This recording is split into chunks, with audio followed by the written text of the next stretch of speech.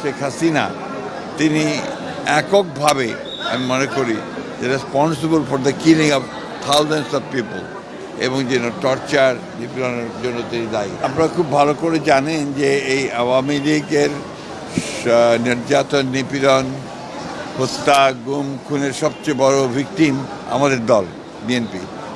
এবং আমি নিজেও 112টা মামলা এবং 13 বার জেলে যাওয়ার সুযোগ আমার হয়েছে।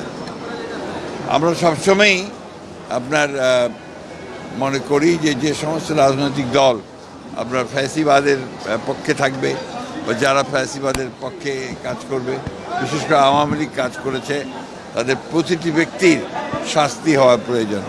তাদেরকে নিয়ে আসা উচিত আপনার আইনের আওতায়, তাদের চিকিৎসা হওয়া উচিত। এবং এই বিশেষ করে দলের প্রধান শেখ হাসিনা তিনি এককভাবে আমি মনে করি যে responsible for the killing of thousands of people এবং যেন টর্চার, নিপীড়নের জন্য তিনি দায়ী। সুতরাং তার বিচার ইতিমধ্যে শুরু হয়েছে।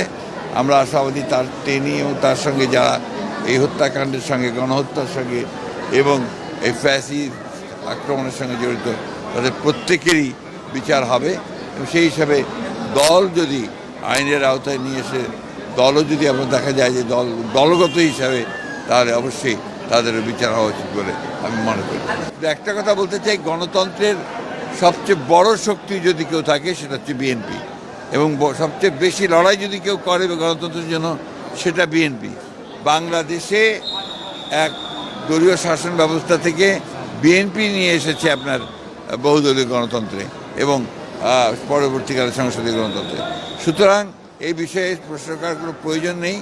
একটা জিনিসকে, এই দেশটাকে সকলকে মিলে বাঁচাতে হবে এবং আপনার প্রত্যেকটি রাজনৈতিক দলের দায়িত্ব হচ্ছে যে দেশকে সঠিক ট্র্যাকে ওঠানো এবং যত দ্রুত আপনার সেটা ওঠানো যাবে ততই মঙ্গল।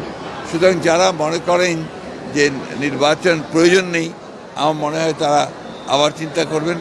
নির্বাচন প্রয়োজন জনগণের জন্য। সরকার একটা নির্বাচিত সরকার দরকার, যে নির্বাচিত সরকারের সঙ্গে জনগণের সম্পর্ক থাকবে। সেই কারণেই আমরা বলছি যে সংস্কারগুলো হচ্ছে, সংস্কারে আমরা অংশ নিচ্ছি, প্রত্যেকটি সংস্কারের দাবি আমরাই তুলেছি সবার আগে। সুতরাং সংস্কার এবং নির্বাচন এর মধ্যে কোনো